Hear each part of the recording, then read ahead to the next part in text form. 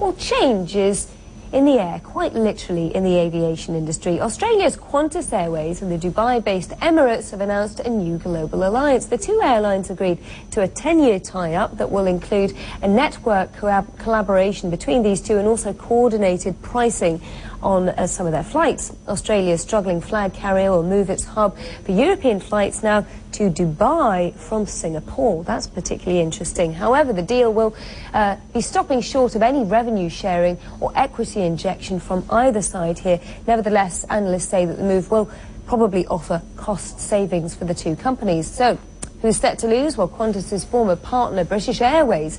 The UK's flag carrier will end its alliance with Qantas.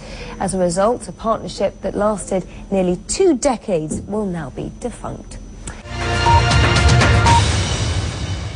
Replace Singapore with Dubai as its hub for European flights and coordinate pricing and sales with Emirates. In doing so, the Australian airline ends its existing relationship with British Airways in 2013. And this is really because over the past few years, Qantas has suffered tremendously from rising fuel prices and labour relations strikes. So we'll have to see how markets react. So far, I can tell you that shares in Qantas are up 6% on the news.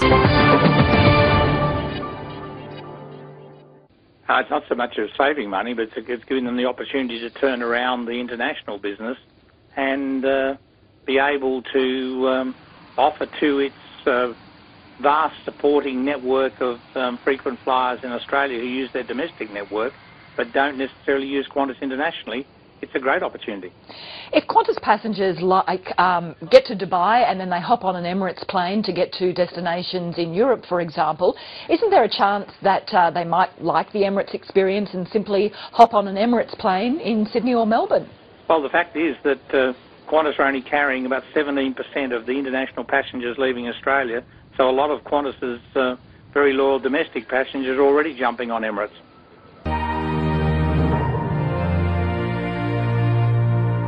Qantas desperately needs to turn around its loss-making international business, and the airline's CEO said this move will do that.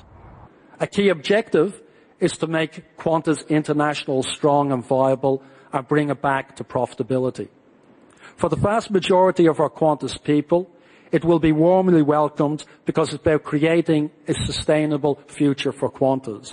The two airlines will also combine their frequent flyer schemes, and that will mean millions of Qantas points that suddenly become currency on Emirates' routes, boosting demand for its services. More broadly, though, this is just part of a much bigger story, a shift in the gravity, the focal point of the world's aviation industry from Asia to the Middle East.